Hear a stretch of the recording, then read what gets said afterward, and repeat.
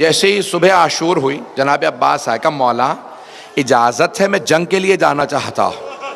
مولا حسین نے کہا عباس آپ میری فوج کے سپہ سالار ہیں، آپ میرے لشکر کے سپہ سالار ہیں، آپ جائیں گے تو فوج کو کون چلائے گا؟ بس بھئی اتنے میں حملہ ہوا، بہت سے انصار بزرگ تھے شہید ہو گئے۔ کہا مولا یہ بزرگ حبیب جیسوں کے لاشیں آ رہے ہیں، مولا مجھے اجازت دیجئے۔ کہ نہیں عباس آپ میری فوج کے سپہ سالار ہیں۔ 3 جب حملے ہوئے نا زیادہ تر صاحب سب شہید ہو گئے، تو ایک مرتبہ جناب عباس آئے، کہا مولا اجازت دے۔ کہ نہیں عباس آپ میری فوج کے سپہ سالار ہیں۔ اتنے میں نہ جانے اون و محمد کے لاشیں آئے۔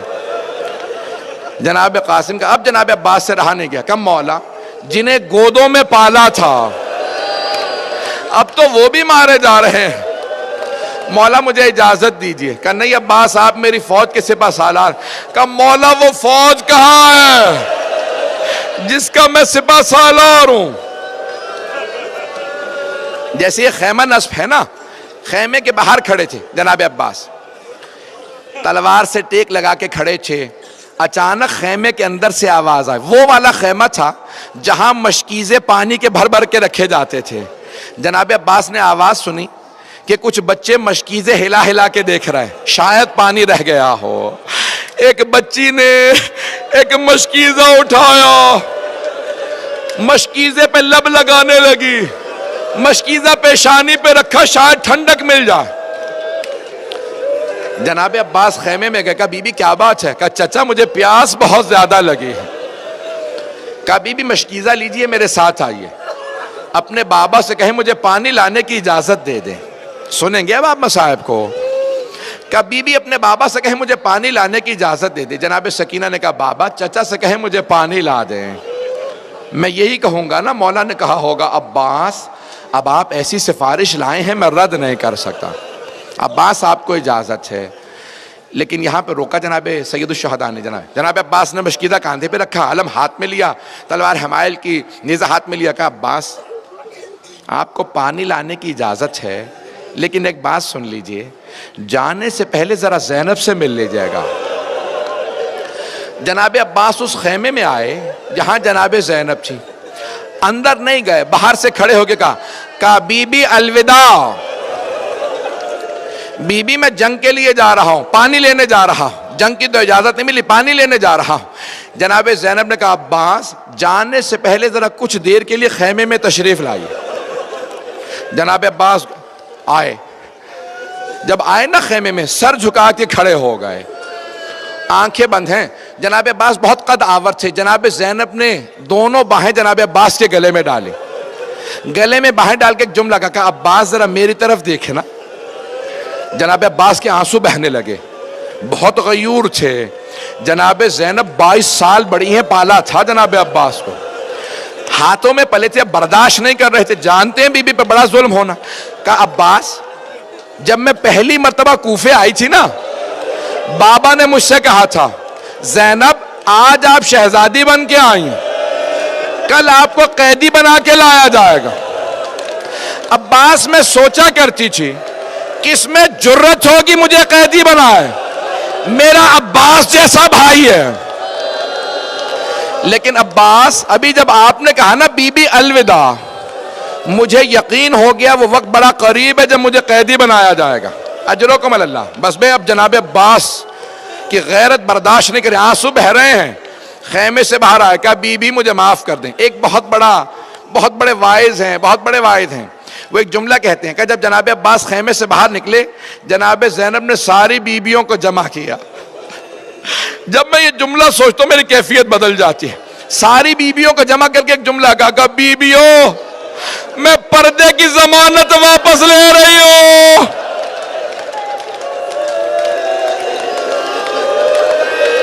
میرا عباس چلا گیا، اب پردوں کی کوئی ضمانت نہیں۔ بس بھئی شاید میں پوری شہادت نہ پڑھ سکوں، روک کے 2 جملے کہوں آپ سے، آخری جملوں سے پہلے ذرا 2-4 منٹ کی زحمت دوں گا، بس میں نے تمام کیا۔ بہت بڑے واعظ ہیں، شیخ آیت اللہ یحییٰ یثربی حرم میں جناب امام حسین میں بیٹھے تھے. ایک ذاکر نے، عرب ذاکر نے پڑھتے پڑھتے یہ جملہ پڑھ دیا کہ جب جناب عباس کے بازو قلم ہوئے نا تو لوگ قریب سے تیر مار رہے تھے. جب پورے سینے میں تیر لگے، ایک نے تیر مارا جناب عباس کی آنکھ میں لگ گیا. جب دہنی آنکھ میں تیر لگا، مولا نے پہلی مرتبہ کہا مولا میری مدد کو. امام حسین سے کہا مولا میری آنکھ میں تیر ہے.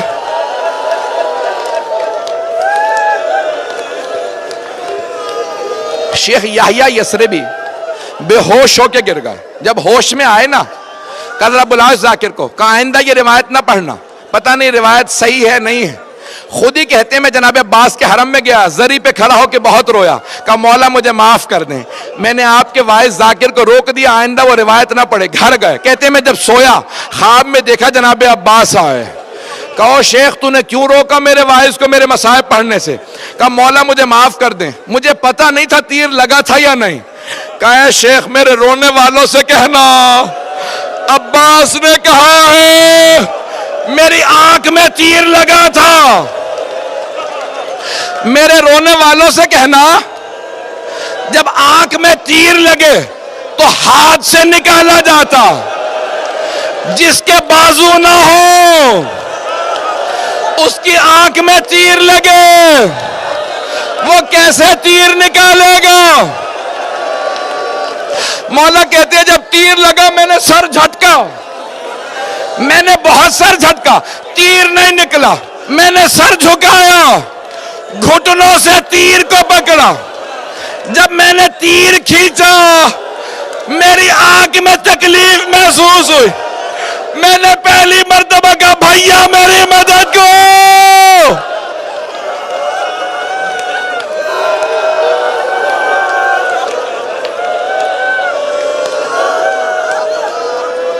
بس میں میرے بھائی برداشت نہیں کر پا رہے، یہاں کوئی برداشت نہیں کر پا رہا. میں نے تمام کر دیا.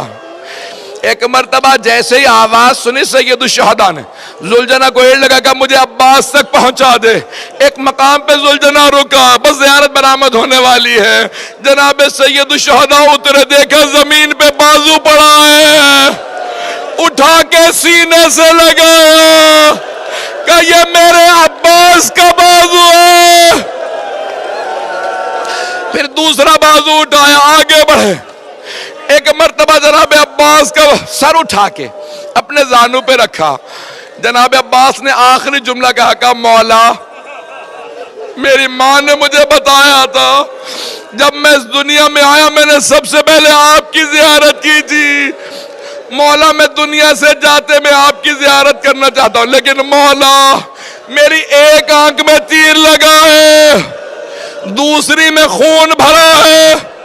مولا آپ اپنی ابا کے دامن سے میری آنکھ سے خون صاف کر دیں، میں آپ کی زیارت کر لوں. جیسے ہی مولا حسین نے ابا کا دامن اٹھایا، خون صاف کرنا شروع کیا. جناب عباس نے کہا مولا میری ماں نے کہا تھا کبھی حسن حسین سے کام نہ کہنا، مولا میری ماں سے کہیے گا میں آپ کو کبھی زحمت نہ دیتا.